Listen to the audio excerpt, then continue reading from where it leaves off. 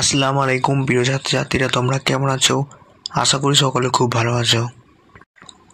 আজকে আমি তোমার সামনে হাজির হয়েছি হাই মাদ্রাসা 2025-এ তোমার যে মাধ্যমিক এক্সাম হবে তার জীবনী বিজ্ঞানের লাস্ট মিনিট সাজেশন নিয়ে। এই সাজেশনগুলো যদি করে যাও, আমি মনে করি পরীক্ষার হলে হয়তো কোনো টেনশনের কারণই থাকবে না। সো স্টুডেন্ট, মূল ভিডিও শুরু করার আগে একটা অনুরোধ, চ্যানেলে যদি নতুন থাকো অবশ্যই চ্যানেল সাবস্ক্রাইব করে পাশে থেকো, আর যারা সাবস্ক্রাইব করতে থেকে অসংখ্য ধন্যবাদ।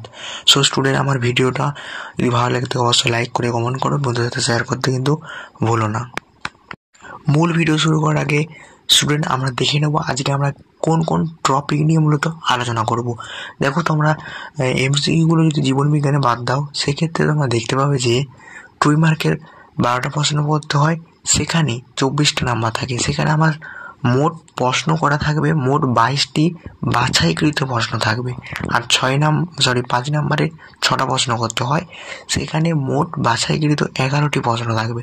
আমি মনে করি এই সকল প্রশ্নগুলো প্র্যাকটিস করে গেলে লং কোশ্চেনে 78% তোমরা কিন্তু কমন পেয়ে যাবে এখান থেকে। তাই ভিডিওটাকে স্কিপ করবে না, প্রথম থেকে শেষ অবধি দেখো এবং এই প্রশ্নগুলো তৈরি করে নাও। আর যারা আগে ওই দুটো ভিডিও এখনও দেখোনি, তারা অবশ্যই ওই দুটো ভিডিও দেখে নিও, কারণ নাহলে পরীক্ষার হলে না কমন পেলে তখন আমি কোনো দায়িত্ব থাকবে না। কারণ যেহেতু আমার সাজেশন ফলো করছো, সেহেতু সব ভিডিওগুলোই তোমাদেরকে কন্টিনিউ দেখতে হবে। স্টুডেন্ট, ভিডিও শুরু করা যাক। সো আমার প্রিয় ছাত্রছাত্রী, দেখতে পাচ্ছ সরাসরি আমি কিন্তু আমার স্ক্রিনে নিয়ে চলে আসছি, যেখানে আমি পিডিএফ ফাইলগুলো সেভ করে রেখেছি। দেখো 2 মার্কে তোমাদের কিন্তু মোট 12টা প্রশ্ন থাকে, সেক্ষেত্রে 12টা প্রশ্ন কমন বা একটু ক্রিটিক্যাল হয়ে যায়। তাই আমি সত্যি কথা বলবো, তোমরা আমার আগের সাজেশনগুলো এবং এই সাজেশনটা যদি ফলো করে যাও, তাহলে আমি আশা করি 10টা তো কমন পাবেই। একদম আমি খাতায় লিখে দিলাম। আবার অনেকে আছো বাজে বাজে কমেন্ট করছো, তাদের জন্য অনুরোধ, বেকার তুমি খামাকে এরকম কমেন্ট করে নিজের সময়টা নষ্ট না করো। আমাকে আমার পছন্দ আমার সাজেশনগুলো যদি না পছন্দ হয়, সেক্ষেত্রে আমাকে ফলো করো না, বাট মাঝে মাঝে কমেন্ট করাটা বন্ধ করো। দেখো প্রথম যে প্রশ্নটা সেটা হচ্ছে যে ট্রপিক চলন কাকে বলে, এবং ট্রপিক চলন এবং নেক্সট চলনের মধ্যে পার্থক্য। আমি মনে করি এই দুটোর মধ্যে একটা তোমরা কমন পাবে, কারণ আগামী বছরে যে প্রশ্নটা দেখি, তখন কিন্তু এই প্রথম যে তোমার চ্যাপ্টার রয়েছে না, ওখান থেকে কিন্তু কোনো 2 মার্কের প্রশ্ন আসেনি। তাছাড়াও করবে স্টক এবং সিয়ন কাকে বলে।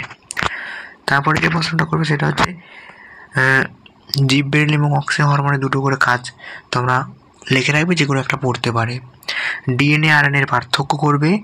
ম্যান্ডেলের প্রথম সূত্রটি লিখবে, কারণ দ্বিতীয় সূত্র সামনের বছর পড়ে গেছে। কোয়া সার্ভের কি ভেরি ভেরি ইম্পর্টেন্ট। হ্রাস বিভাজন কাকে বলা হয় এবং কেন বলা হয় তাকে। তা মানুষের লিঙ্গ নির্যাতনের পিতার ভূমিকা বা ওয়াই ক্রোমোজোমের ভূমিকা একই ব্যাপার। স্বপরাযোগ এবং ইতর পরাযোগের মধ্যে পার্থক্য করবে, ভেরি ভেরি ইম্পর্টেন্ট এবছরের জন্য। তারপরে যে প্রশ্নটা করবে সেটা হচ্ছে যে সুন্দরী গাছের অভিযোজনের দুটি বৈশিষ্ট্য লেখো, অর্থাৎ সুন্দর গাছে যে অভিযোজনগুলো দেখা যায় সেগুলো সংক্ষিপ্ত পরিচয় দাও। তারপরে যেটা করবে জীবাশ্ম কাকে বলা হয়, উদাহরণ মাস্ট বি ইম্পর্টেন্ট। জীবাশ্ম কাকে বলা হয়। জৈব বিবর্তন কাকে বলে, ভেরি ভেরি ইম্পর্টেন্ট। দ্বিসংকর জনন পরীক্ষায় F1 জনুতে উৎপন্ন সংকর উদ্ভিদ, এই যে তোমাদের একটা সমীকরণ দেওয়া আছে, এই গ্যামেটের কতগুলি সম্ভাব্য উৎপন্ন হবে গ্যামেট, সেটা লিখতে হবে। আশা করি বুঝতে পেরেছো। কোনো প্রকার বুঝতে অসুবিধা হলে অবশ্যই আমাকে কিন্তু কমেন্ট করো। তারপর তোমরা দেখে নাও তোমাদের যে 15 নম্বর প্রশ্ন, সেটা হচ্ছে যে ভারতের বাঘ হ্রাসের দুটি কারণ। মায়োপিয়া কাকে বলা হয়।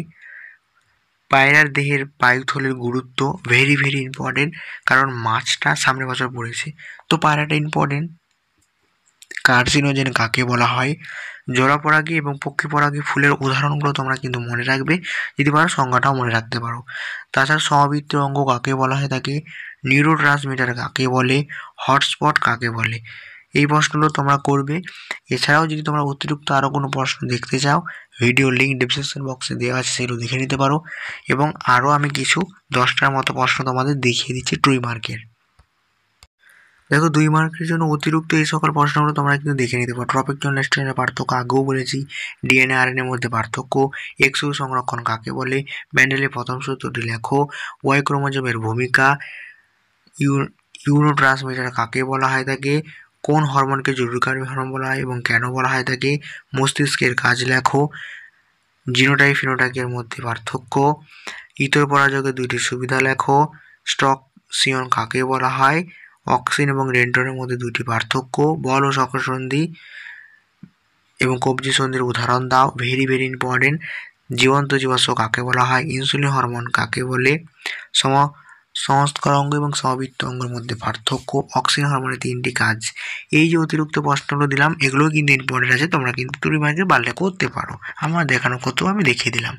এবার 5 মার্কের যে 11টি প্রশ্ন রয়েছে সেই 11টি প্রশ্ন তোমরা কিন্তু দেখে নাও। দেখো তোমাদের কি থাকে বলো তো, প্রথমে তোমাদের ছবি থাকে একটা, তাই তো 5 নাম্বার একটা ছবি থাকতে বলে। তো সেক্ষেত্রে আমার মনে হয় চোখ এবং নিউরন এই দুটো তোমরা করে যাবে, আশা করা যায় এখান থেকে একটা ছবি তোমরা পেয়ে যাবে। এবার যদি কারো মনে হয় যে নাও পড়তে পারে সেক্ষেত্রে তোমরা স্নায়ুতন্ত্রটা একটু দেখে যেতে পারো, হ্যাঁ ওটা একটু দেখে যেতে পারো। বাট আমি মনে করি চোখ এবং নিউরন এই দুটোর মধ্যে একটা আসতে পারে, 4টি অঙ্গের নাম তোমাদের চিহ্নিত করবে এবং যখন নামগুলো চিহ্নিত করবে যে কোনো এক দিয়ে কিন্তু নামগুলো দেবে, সেক্ষেত্রে দেখতে অনেকটা ভালো লাগে। এছাড়াও এই দুটোর মধ্যে তোমরা একটা কমন পাচ্ছ 5 নাম্বারে আমি মনে করি, এবং এই প্রশ্নটা তো কমন পাবেই। মটর গাছের ক্ষেত্রে ম্যান্ডেলের দ্বিসংকরজন প্রক্রিয়া সেটাকে চেকার বোর্ডের মাধ্যমে উপস্থাপন করো, কারণ এক সংকরটা সামনের বছর পড়েছে, দ্বিসংকরটা এবছর পড়বে, আশা করা যায় এখান থেকে এটাও কিন্তু একটা 5 নাম্বারে কমন পাওয়া সম্ভাব্য রয়েছে বেশি। তারপর করবে যেটা সেটা হচ্ছে যে উদ্ভিদ হরমোনের উৎস এবং 3টি কাজ লেখো, ভেরি ভেরি ইম্পর্টেন্ট। জীববৈচিত্র্য সংরক্ষণের PBR তীব্র বায়োডাইভার্সিটির ভূমিকা, ভেরি ভেরি ইম্পর্টেন্ট, এবং জীববৈচিত্র্যের গুরুত্ব, এই প্রশ্নটাও কিন্তু ইম্পর্টেন্ট রয়েছে। তাছাড়া যেটা করবে মৃত্তিকা দূষণের কারণ, ভেরি ভেরি ইম্পর্টেন্ট। তারপরে যেটা করবে সেটা হচ্ছে যে হিমোফিলিয়া রোগের কারণ করবে তোমরা, এখানে মৃত্তিকা দূষণের কারণ ফলাফল দুটোই করে রাখবে, এবং হিমোফিলিয়া এবং থ্যালাসেমিয়া এই যে দুটো রোগ এর কারণগুলো রাখবে। এখানে এই দুটো রোগের মধ্যে একটা রোগ কিন্তু আসবে আমি মনে করি 5 নাম্বারের জন্য, কারণ সামনের বছর যেহেতু আসেনি। আশা করি বোঝা গেছে, কোনো প্রকার বুঝতে অসুবিধা হলে কমেন্ট করো। ডারউইনের প্রাকৃতিক নির্বাচন যে মতবাদ বা অভিব্যক্তি সংক্রান্ত যে মতবাদ সেটা ভেরি ভেরি ইম্পর্টেন্ট। কোনো মৌচাকি অন্য কোনো মৌমাছিকে যদি বোঝাতে চাই যে খাদ্য প্রক্রিয়া কতটা দূরে কীভাবে বোঝাবে সেইটা লিখবে, এবং সিম্পাঞ্জি যে একটা বুদ্ধিমত্তা দক্ষতা আমরা দেখেছি টেক্সট বই রয়েছে সেটা সংক্ষেপে বর্ণনা করো 2 নাম্বারে। তারপরে করবে সাইটোকাইনিন হরমোনের কাজ লেখো এবং কৃত্রিম হরমোন কৃষিক্ষেত্রে প্রয়োগ কীভাবে কাজে লাগে এটা কিন্তু দেখে রাখবে। এবং সর্বশেষ যেটা প্রশ্ন করবে সেটা হচ্ছে নাইট্রোজেন চক্রের যে উপস্থাপন, সেই উপস্থাপনটা কিন্তু তোমাদেরকে করতে হবে চিত্রের মাধ্যমে।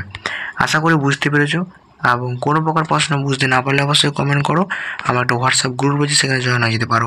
আর স্টুডেন্ট এই প্রশ্নগুলো যাতে সন্দেহ হচ্ছে বা ডাউট হচ্ছে যে এত কম প্রশ্ন এত সাজেশানে আসবে না, বাট তাদেরকে অনুরোধ করবো আগের যে সাজেশানগুলো দেখেছি 2টো ভিডিও, ওই ভিডিওগুলো তোমরা একটু দেখে নেবে, তাহলে হয়তো ক্লিয়ার হয়ে যাবে। তো বাই, নেক্সট ভিডিওতে আবার তোমার সাথে দেখা হচ্ছে ভৌত বিজ্ঞানের সাজেশান নিয়ে।